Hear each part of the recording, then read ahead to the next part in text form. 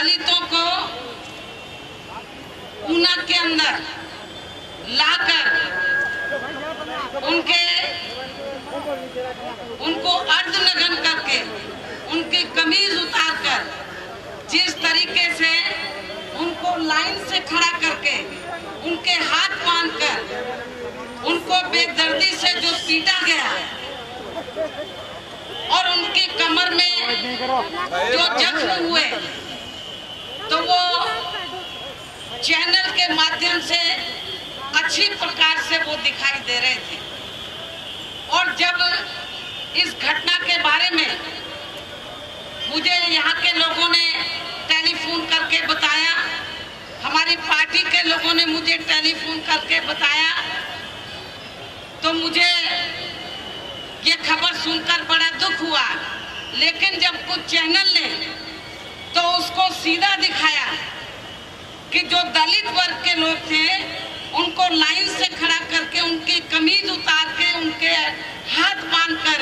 जिस तरीके से कमर पर उनको बेल्ट से मारा गया और उनके जख्म उनकी कमर लाल कर दी थी,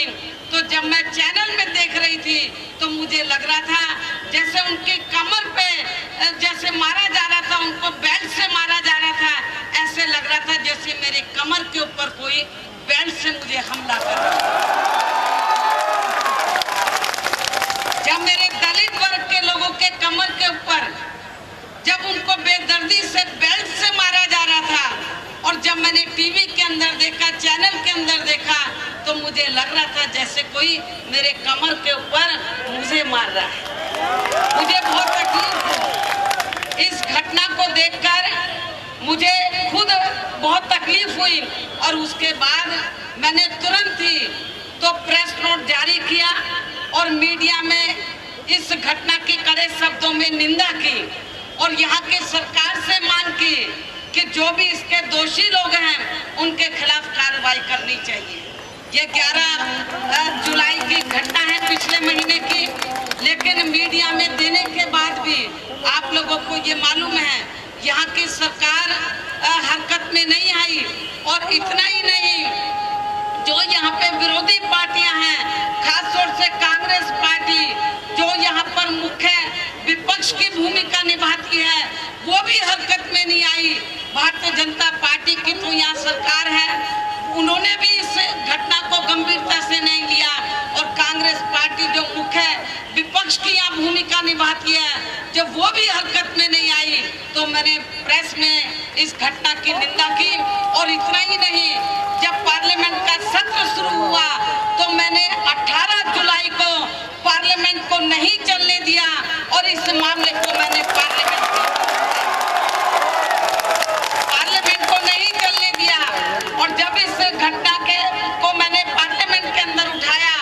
तो फिर सरकार हरकत में आई। सरकार हरकत में आई, सारी विरोधी पार्टियां हरकत में आई और फिर यहाँ की सरकार ने तो जो दोषी लोग थे तो उनको पकड़ा। और इस मामले की उनका ये कहना है कि हम सीआईडी से हमने जांच के आदेश दे दिए हैं और इनके परिवार के लोगों से वो कुछ सरकार के लोग जाकर मिले और जो जिनकी बेदर्दी से जिनको मारा गया था, जो हॉस्पिटल में एडमिट थे, उनको देखने के लिए